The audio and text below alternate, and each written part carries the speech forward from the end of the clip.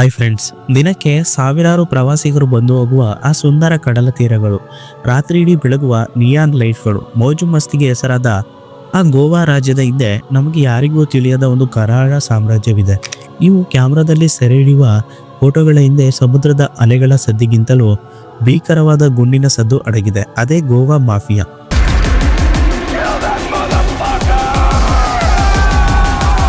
ಜಗತ್ತಿನ ಅತ್ಯಂತ ಅಪಾಯಕಾರಿ ಗ್ಯಾಂಗ್ಗಳಾದ ರಷ್ಯನ್ ಮಾಫಿಯಾ ಮತ್ತು ಇಸ್ರೇಲಿ ಅಂಡರ್ ವರ್ಲ್ಡ್ಗೆ ಈ ಗೋವಾ ಅನ್ನೋದು ಬರೀ ಪ್ರವಾಸಿ ತಾಣವಲ್ಲ, ಅದು ಅವರ ಸಾವಿರಾರು ಕೋಟಿ ರೂಪಾಯಿಗಳ ದಂಧೆಯ ಅಖಾಡ.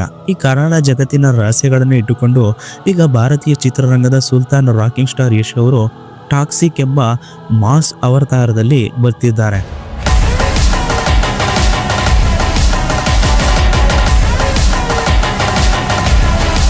ಈ ಸಿನಿಮಾದಲ್ಲಿ ಯಶ್ ಎದುರಿಸುತ್ತಿರುವುದು ಸಾಮಾನ್ಯ ವಿಲನ್ಗಳನ್ನಲ್ಲ, ಬದಲಾಗಿ ಅಂತಾರಾಷ್ಟ್ರೀಯ ಮಟ್ಟದ ಮಾಫಿಯಾ ಜಾಲವನ್ನ.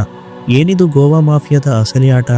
ಯಶ್ ಅವರ ಈ ಹೊಸ ಚಿತ್ರಕ್ಕೂ ಮತ್ತು ಗೋವಾದ ಈ ರಕ್ತಸಿಕ್ತ ಇತಿಹಾಸಕ್ಕೂ ಇರುವ ನಂಟೇನು? ಇವತ್ತು ನಾವು ಈ ಸುಂದರ ನಗರದ ಅತಿ ದೊಡ್ಡ ರಹಸ್ಯದ ಬಾಗಿಲು ತೆರೆಯಲಿದ್ದೇವೆ.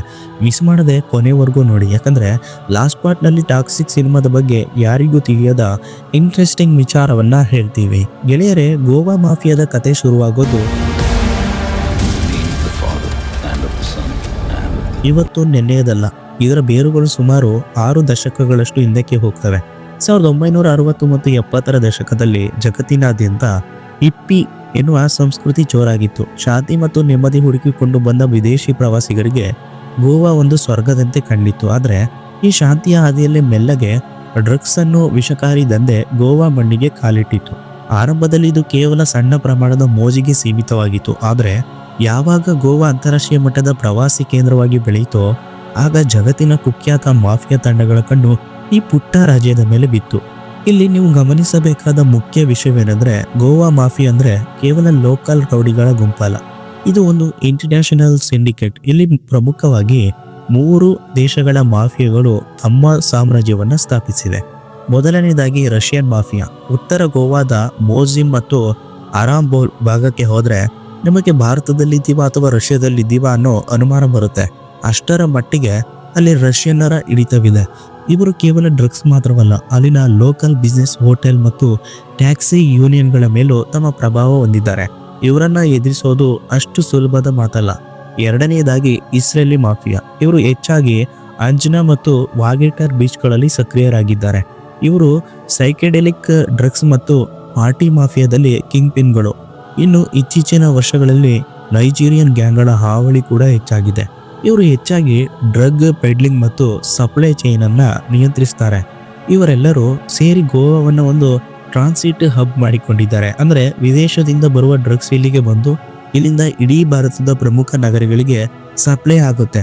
ಈ ಮಾಫಿಯಾ ಜಾಲ ಎಷ್ಟು ಬಲಿಷ್ಠವಾಗಿದೆ ಅಂದ್ರೆ ಇಲ್ಲಿನ ರಾಜಕೀಯ ಮತ್ತು ಪೊಲೀಸ್ ವ್ಯವಸ್ಥೆಯ ಕೆಲವು ಕೊಂಡಿಗಳು ಇವರ ಜೊತೆ ಕೈ ಜೋಡಿಸಿವೆ ಎಂಬ ಆರೋಪಗಳು ದಶಕಗಳಿಂದಲೂ ಕೇಳಿ ಬರ್ತಲೇ ಇವೆ. ಸಮುದ್ರದ ಹಾದಿಯ ಮೂಲಕ ನಡೆಯುವ ಈ ಅಕ್ರಮ ದಂಧೆ ಸಾವಿರಾರು ಕೋಟಿ ರೂಪಾಯಿಗಳ ವ್ಯವಹಾರವನ್ನ ಹೊಂದಿದೆ. ಇದೇ ಕಾರಣಕ್ಕೆ ಗೋವಾ ಮಾಫಿಯಾ ಅಂದ್ರೆ ಅದು ಬರೀ ಅಕ್ರಮ ವ್ಯವಹಾರವಲ್ಲ, ಅದು ಸಾವು ಬದುಕಿನ ನಡುವಿನ ಒಂದು ಭಯಾನಕ ಓಟ. ಗೆಳೆಯರೇ, ಗೋವಾ ಮಾಫಿಯಾ ಅಂದ್ರೆ ಕೇವಲ ಡ್ರಗ್ಸ್ ಅಥವಾ ಕೆಟ್ಟ ಕೆಲಸಗಳು ಮಾತ್ರ ಅಂದುಕೊಂಡ್ರೆ ಅದು ನಿಮ್ಮ ತಪ್ಪು. ಗೋವಾದಲ್ಲಿ ಅದಕ್ಕಿಂತಲೂ ದೊಡ್ಡದಾದ ಅತ್ಯಂತ ಲಾಭದಾಯಕವಾದ ಮತ್ತೊಂದು ದಂಧೆ ನಡೆಯುತ್ತಿದೆ. ಅದೇ ರಿಯಲ್ ಎಸ್ಟೇಟ್ ಮತ್ತು ಲ್ಯಾಂಡ್ ಗ್ರ್ಯಾಬಿಂಗ್ ಮಾಫಿಯಾ. ಇದು ಕಣ್ಣಿಗೆ ಕಾಣದ ಯುದ್ಧ. ಇಲ್ಲಿ ರಕ್ತ ಚೆಲ್ಲುವುದು ಕಡಿಮೆ ಆದರೆ ದಾಖಲೆಗಳನ್ನು ತಿದ್ದುವ ಮೂಲಕ ಜನರ ಬದುಕನ್ನೇ ಬಲಿ ಪಡೆಯಲಾಗುತ್ತದೆ. ಗೋವಾ ಇಂದು ಜಗತ್ತಿನ ಶ್ರೀಮಂತರ ನೆಚ್ಚಿನ ತಾಣ. ಬಾಲಿವುಡ್ ಸ್ಟಾರ್ಗಳಿಂದ ಹಿಡಿದು ಅಂತಾರಾಷ್ಟ್ರೀಯ ಉದ್ಯಮಿಗಳವರೆಗೂ ಎಲ್ಲರಿಗೂ ಗೋವಾದಲ್ಲಿ ಒಂದು ಸ್ವಂತ ವಿಲ್ಲಾ ಇರಬೇಕು ಎಂಬ ಕನಸು. ಈ ಬೇಡಿಕೆಯನ್ನೇ ಬಂಡವಾಳ ಮಾಡಿಕೊಂಡ ಮಾಫಿಯಾ ತಂಡಗಳು ಲ್ಯಾಂಡ್ ಗ್ರಾಬಿಂಗ್ ಅನ್ನೋ ಹೊಸ ಆಟ ಶುರು ಮಾಡಿವೆ. ಗೋವಾದಲ್ಲಿ ಎಷ್ಟು ಹಳೆಯ ಮನೆಗಳಿವೆ, ಅವುಗಳ ವಾರಸುದಾರರು ಪೋರ್ಚುಗಲ್ನಲ್ಲಿ ಅಥವಾ ವಿದೇಶಗಳಲ್ಲಿ ಇರ್ತಾರೆ. ಇಂತಹ ಆಸ್ತಿಗಳನ್ನ ಈ ಮಾಫಿಯಾ ತಂಡಗಳು ಟಾರ್ಗೆಟ್ ಮಾಡ್ತವೆ. ಇಲ್ಲಿನ ಕೆಲಸದ ಶೈಲಿ ಹೇಗಿರುತ್ತೆ ಗೊತ್ತಾ? 1950ರ ಅಥವಾ 60ರ ದಶಕದ ಹಳೆಯ ಪೋರ್ಚುಗೀಸ್ ದಾಖಲೆಗಳನ್ನ ನಕಲು ಮಾಡಿ ಸತ್ತವರ ಹೆಸರಿನಲ್ಲಿ ನಕಲಿ ಸಹಿ ಹಾಕಿ ಇಡೀ ಆಸ್ತಿಯನ್ನೇ ತಮ್ಮ ಹೆಸರಿಗೆ ವರ್ಗಾಯಿಸಿಕೊಳ್ತಾರೆ. ಇದಕ್ಕೆ ಸ್ಥಳೀಯ ರೆವಿನ್ಯೂ ಅಧಿಕಾರಿಗಳು ಮತ್ತು ಕೆಲವು ಪ್ರಭಾವಿ ವ್ಯಕ್ತಿಗಳ ಬೆಂಬಲ ಪಕ್ಕಾ ಇರುತ್ತೆ. ಒಂದು ಅಂದಾಜಿನ ಪ್ರಕಾರ ಕಳೆದ ಕೆಲವು ವರ್ಷಗಳಲ್ಲಿ ಗೋವಾದಲ್ಲಿ 100 ಕೋಟಿ ರೂಪಾಯಿ ಮೌಲ್ಯದ ಸಾವಿರಾರು ಎಕರೆ ಭೂಮಿಯನ್ನ ಇಂಥ ಮಾಫಿಯಾ ದಂಡಗಳು ನಕಲಿ ದಾಖಲೆಗಳ ಮೂಲಕ ನುಂಗಿ ಹಾಕಿವೆ. ಇನ್ನು ಸಮುದ್ರದ ಹತ್ತಿರವಿರುವ ಜಾಗಗಳ ಕಥೆಯಂತೂ ಇನ್ನು ಭೀಕರ. ಅಲ್ಲಿ ಯಾವುದೇ ಕಟ್ಟಡ ಕಟ್ಟಬಾರದು ಎಂಬ ನಿಯಮವಿದ್ರೂ ಕೂಡ ಈ ಮಾಫಿಯಾಗಳು ಅಥವಾ ಈ ಮಾಫಿಯಾ ಶಕ್ತಿಗಳು ರಾತ್ರೋರಾತ್ರಿ ರೆಸಾರ್ಟ್ಗಳನ್ನು ನಿರ್ಮಿಸುತ್ತವೆ. ಪರಿಸರವಾದಿಗಳು ಇದನ್ನು ವಿರೋಧಿಸಿದರೆ ಅವರಿಗೆ ಜೀವ ಬೆದರಿಕೆ ಬರುತ್ತದೆ.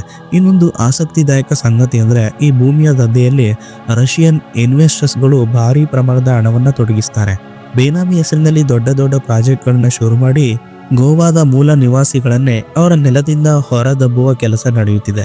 ಈ ಮಾಫಿಯಾ ಜಾಲ ಎಷ್ಟು ವ್ಯವಸ್ಥಿತವಾಗಿದೆ ಅಂದರೆ ಒಬ್ಬ ಸಾಮಾನ್ಯ ಮನುಷ್ಯ ಇವರ ವಿರುದ್ಧ ಕೋರ್ಟ್ಗೆ ಹೋದರೂ ಜಯ ಸಿಗುವುದು ಕಷ್ಟ. ಯಾಕಂದರೆ ಸಾಕ್ಷಿ ಮತ್ತು ದಾಖಲೆಗಳನ್ನೇ ಇವರು ತಮಗೆ ಬೇಕಾದಂತೆ ಸೃಷ್ಟಿಸಿರ್ತಾರೆ. ಗೋವಾ ಅಂದರೆ ಕೇವಲ ಪ್ರವಾಸಿಗರ ಸ್ವರ್ಗವಲ್ಲ, ಅದು ಈ ರಿಯಲ್ ಎಸ್ಟೇಟ್ ಶಾರ್ಕ್ಗಳ ಬೇಟೆಯಾಡುವ ಜಾಗವೂ ಹೌದು. ಈ ಅದೃಶ್ಯ ಮಾಫಿಯಾದ ಆಟವೇ ಈಗ ಗೋವಾದ ಅಸ್ಮಿತೆಯನ್ನ ಬದಲಿಸುತ್ತಾ ಇದೆ. ಗೆಳೆಯರೆ, ಇಲ್ಲಿವರೆಗೂ ನಾವು ಡ್ರಗ್ಸ್ ಮತ್ತು ಭೂಮಿಯ ದಂಧೆಯ ಬಗ್ಗೆ ಮಾತಾಡಿದ್ವಿ. ಆದರೆ ಈ ವ್ಯವಹಾರಗಳ ಹಿಂದೆ ಹರಿಯುವ ರಕ್ತದ ಕಥೆ ಇದೆಯಲ್ಲ, ಅದು ಯಾವುದೋ RR ಸಿನಿಮಾಗಿಂತ ಕಡಿಮೆ ಇಲ್ಲ. ಗೋವಾ ಮಾಫಿಯಾದಲ್ಲಿ ಯಾರು ಮಿತ್ರರು ಯಾರು ಶತ್ರುಗಳು ಅಂತ ತಿಳಿಯುವುದೇ ಕಷ್ಟ. ಯಾಕಂದ್ರೆ ಇಲ್ಲಿ ಅಧಿಕಾರ ಮತ್ತು ಹಣಕ್ಕಾಗಿ ನಡೆಯುವ ಗ್ಯಾಂಗ್ ವಾರ್ಗಳು ಅಷ್ಟು ಭೀಕರವಾಗಿರುತ್ತವೆ. ಸಾಮಾನ್ಯವಾಗಿ ಗೋವಾ ಅಂದ್ರೆ ಶಾಂತಿಯುತ ಜಾಗ ಅಂದುಕೊಳ್ತೇವೆ. ಆದ್ರೆ ಅಂತಾರಾಷ್ಟ್ರೀಯ ಮಾಫಿಯಾ ತಂಡಗಳ ನಡುವೆ ಇಲ್ಲಿ ಟಫ್ ವಾರ್ ಅಂದ್ರೆ ಏರಿಯಾ ಹಿಡಿತಕ್ಕಾಗಿ ಯುದ್ಧಗಳು ನಡೆಯುತ್ತಲೇ ಇರ್ತವೆ. ರಷ್ಯನ್ ಗ್ಯಾಂಗ್ಗಳಿಗೂ ಮತ್ತು ನೈಜೀರಿಯನ್ ಗ್ಯಾಂಗ್ಗಳಿಗೂ ಡ್ರಗ್ಸ್ ಸಪ್ಲೈ ವಿಚಾರದಲ್ಲಿ ಆಗಾಗ ದೊಡ್ಡ ಮಟ್ಟದ ಘರ್ಷಣೆಗಳು ನಡೆಯುತ್ತವೆ. 2013ರಲ್ಲಿ ನಡೆದ ಒಂದು ಘಟನೆ ಇಡೀ ದೇಶವನ್ನು ಬೆಚ್ಚಿ ಬೀಳಿಸಿತ್ತು. ಒಬ್ಬ ನೈಜೀರಿಯನ್ ವ್ಯಕ್ತಿ ಕೊಲೆಯಾದಾಗ ನೂರಾರು ನೈಜೀರಿಯನ್ನರು ರಸ್ತೆಗಿಳಿದು ನ್ಯಾಷನಲ್ ಹೈವೇಯನ್ನೇ ಬ್ಲಾಕ್ ಮಾಡಿ ಪ್ರತಿಭಟನೆ ನಡೆಸಿದರು. ಅದು ಗೋವಾದಲ್ಲಿ ಮಾಫಿಯಾ ಎಷ್ಟು ಆಳವಾಗಿ ಬೇರೂರಿದೆ ಅನ್ನೋದಕ್ಕೆ ಸಾಕ್ಷಿಯಾಗಿತ್ತು. ಇನ್ನು ಇಲ್ಲಿ ನಡೆಯುವ ನಿಗೂಢ ಸಾವುಗಳು ಗೋವಾದ ಕರಾಳ ಮುಖವನ್ನ ಜಗತ್ತಿಗೆ ತೋರಿಸಿವೆ.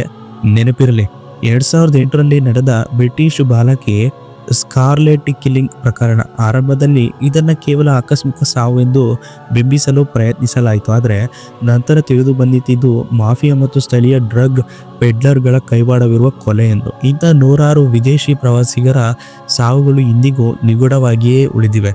ಇಲ್ಲಿನ ಮಾಫಿಯಾ ಎಷ್ಟು ಕ್ರೂರವಾಗಿದೆ ಅಂದರೆ ತಮ್ಮ ದಾರಿಗೆ ಅಡ್ಡ ಬರುವ ಸ್ಥಳೀಯ ಆಕ್ಟಿವಿಸ್ಟ್ಗಳನ್ನ ಅಥವಾ ಸತ್ಯ ಬಯಲು ಮಾಡುವವರನ್ನ ಸದ್ದಿಲ್ಲದೆ ಮುಗಿಸಿಬಿಡ್ತಾರೆ. ಗೋವಾದ ಸಮುದ್ರದ ಅಲೆಗಳು ಈ ಮಾಫಿಯಾದ ಎಷ್ಟೋ ರಹಸ್ಯಗಳನ್ನ ತನ್ನೊಳಗೆ ಅಡಗಿಸಿಕೊಂಡಿವೆ. ಪೊಲೀಸರು ಒಂದು ಗ್ಯಾಂಗ್ ಅನ್ನು ಹಿಡಿದ್ರೆ ಮತ್ತೊಂದು ಗ್ಯಾಂಗ್ ಅದಕ್ಕಿಂತಲೂ ಬಲಿಷ್ಠವಾಗಿ ಹುಟ್ಟಿಕೊಳ್ಳುತ್ತದೆ. ಇನ್ನೊಂದು ಶಾಕಿಂಗ್ ಫ್ಯಾಕ್ಟ್ ಅಂದ್ರೆ ಇಲ್ಲಿನ ಅಂಡರ್ವರ್ಲ್ಡ್ ನಲ್ಲಿ ಹನಿ ಟ್ರ್ಯಾಪ್ ಮತ್ತು ಕ್ಯಾಸಿನೋ ಮಾಫಿಯಾ ಕೂಡ ಸಕ್ರಿಯವಾಗಿದೆ. ಸಮುದ್ರದ ಮೇಲಿರುವ ದೊಡ್ಡ ದೊಡ್ಡ ಹಡಗುಗಳಲ್ಲಿ ಫ್ಲೋಟಿಂಗ್ ಕ್ಯಾಸಿನೋಸ್ ನಡೆಯುವ ವ್ಯವಹಾರಗಳಲ್ಲಿ ಸಾವಿರಾರು ಕೋಟಿ ರೂಪಾಯಿಗಳ ಹವಾಲ ಹಣ ವರ್ಗಾವಣೆಯಾಗುತ್ತದೆ ಎಂಬ ಗಂಭೀರ ಆರೋಪಗಳು ಕೂಡ ಇವೆ. ಈ ಕ್ಯಾಸಿನೋಗಳ ಒಳಗಿನ ಜಗತ್ತು ಹೊರಗಿನವರಿಗೆ ಎಂದಿಗೂ ತಿಳಿಯದ ರಹಸ್ಯ. ಒಟ್ಟಾರೆಯಾಗಿ ಹೇಳಬೇಕಂದ್ರೆ ನಮಗೆ ಕಾಣುವ ಕಲರ್ಫುಲ್ ಗೋವಾ ಹಿಂದೆ ಒಂದು ಕಪ್ಪು ಚುಕ್ಕೆ ಇದೆ ಅಥವಾ ಕಪ್ಪು ಬಿಳುಪಿನ ಕ್ರೂರ ಪ್ರಪಂಚವಿದೆ. ಈ ಪ್ರಪಂಚದಲ್ಲಿ ಕರುಣೆ ಅನ್ನೋದಕ್ಕೆ ಜಾಗವೇ ಇಲ್ಲ. ಹಣವೇ ಇಲ್ಲಿನ ದೇವರು, ಹಿಂಸೆಯೇ ಇಲ್ಲಿನ ಭಾಷೆ. ಗೆಳೆಯರೆ, ಇಲ್ಲಿವರೆಗೆ ನಾವು ಹೇಳಿದ್ದು ಗೋವಾ ಮಾಫಿಯಾದ ಈ ಕರಾಳ ಮುಖಗಳ ಬಗ್ಗೆ. ಇದನ್ನ ಕೇಳಿದ ಮೇಲೆ ನಿಮ್ಮ ಮನಸ್ಸಿನಲ್ಲಿ ಒಂದು ಪ್ರಶ್ನೆ ಮೂಡಿರಬಹುದು, ಇದಕ್ಕೂ ಯಶ್ ಅವರ ಟಾಕ್ಸಿಕ್ ಸಿನಿಮಾಗೂ ಏನು ಸಂಬಂಧ ಇದೆ ಅಂತ.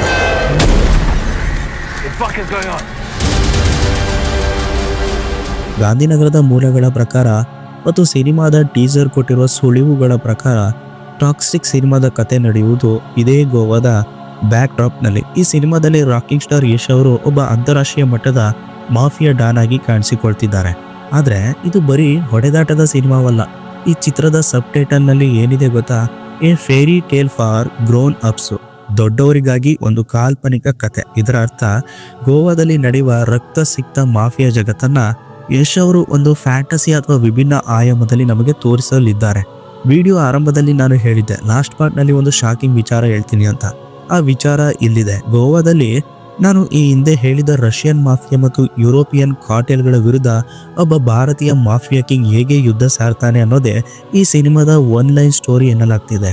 ಯಶ್ ಅವರ ಪಾತ್ರ ಕೇವಲ ಅಂಡರ್ ವರ್ಲ್ಡ್ಗೆ ಸೀಮಿತವಾಗಿಲ್ಲ, ಬದಲಾಗಿ ಅಂತಾರಾಷ್ಟ್ರೀಯ ಡ್ರಗ್ ಲೋಡ್ಗಳನ್ನೇ ನಿಯಂತ್ರಿಸುವ ಒಬ್ಬ ಬ್ರಿಲಿಯಂಟ್ ಮೈಂಡ್ ಇರುವ ಗ್ಯಾಂಗ್ಸ್ಟಾರ್ ಪಾತ್ರವಂತೆ. ಇನ್ನೊಂದು ರೋಚಕ ವಿಷಯವೆಂದರೆ ಈ ಸಿನಿಮಾದಲ್ಲಿ ಯಶ್ ಅವರ ಲುಕ್, ಕೈಯಲ್ಲಿ ಸಿಗಾರ್, ಮೈ ಮೇಲೆ ಮಾಫಿಯಾ ಸ್ಟೈಲ್ ಕೋಟ್, ಇದೆಲ್ಲವೂ ನಮಗೆ ಕೊಡುತ್ತಿರುವ ಸೂಚನೆ ಏನಂದ್ರೆ ಇಲ್ಲಿ ರಾಕಿ ಬಾಯ್ ತರ ಸುಮ್ಮನೆ ಗನ್ನಿಡಿದು ನಿಲ್ಲುವ ರಾಕಿ ಬಾಯ್ ಒಬ್ಬ ಹೀರೋ ಅಲ್ಲ, ಬದಲಾಗಿ ಶತ್ರುಗಳ ಸಾಮ್ರಾಜ್ಯಕ್ಕೆ ವಿಷದಂತೆ ಅಂದ್ರೆ ಟಾಕ್ಸಿಕ್. ನುಗ್ಗಿ ಅದನ್ನ ನಾಶಪಡಿಸುವ ನಾಯಕನಂತೆ ಕಾಣ್ತಾನೆ. ಸಿನಿಮಾದ ಶೂಟಿಂಗ್ ಕೂಡ ಗೋವಾದ ಅಸಲಿ ಲೊಕೇಶನ್ಗಳಲ್ಲಿ ಮತ್ತು ಲಂಡನ್ ಅಂತ ಐಫೈ ಜಾಗಗಳಲ್ಲಿ ನಡೆದಿದೆ. ಅಂದ್ರೆ ಗೋವಾದಲ್ಲಿ ಶುರುವಾಗುವ ದಂಧೆ ಅಂತಾರಾಷ್ಟ್ರೀಯ ಮಟ್ಟದಲ್ಲಿ ಹೇಗೆ ಲಿಂಕ್ ಆಗಿದೆ ಅನ್ನೋದನ್ನ ನಿರ್ದೇಶಕಿ ಗೀತು ಮೋಹನ್ ದಾಸ್ ಅವರು ಕಣ್ಣಿಗೆ ಕಟ್ಟುವಂತೆ ತೋರಿಸಲಿದ್ದಾರೆ. KGF ನಲ್ಲಿ ನಾವು ಕೋಲಾರದ ಗಣಿಗಳನ್ನು ನೋಡಿದ್ವಿ. ಈಗ ಟಾಕ್ಸಿಕ್ ನಲ್ಲಿ ಗೋವಾದ ಸಮುದ್ರ ತೀರದಲ್ಲಿ ನಡೆಯುವ ಸೈಲೆಂಟ್ ವಾರ್ ಅನ್ನ ನೋಡಲಿದ್ದೇವೆ. ಒಟ್ಟಿನಲ್ಲಿ ಹೇಳಬೇಕೆಂದ್ರೆ ಗೋವಾ ಮಾಫಿಯಾದ ಬಗ್ಗೆ ನಾವು ಇದುವರೆಗೆ ಕೇಳದ ಅಥವಾ ಕೇಳಿರದ ಫ್ಯಾಕ್ಟ್ಗಳಿಗಿಂತಲೂ ಭೀಕರವಾದ ಮತ್ತು ಇಂಟ್ರೆಸ್ಟಿಂಗ್ ಆದ ಕತೆ ಈ ಸಿನಿಮಾದಲ್ಲಿ ಇರಲಿದೆ.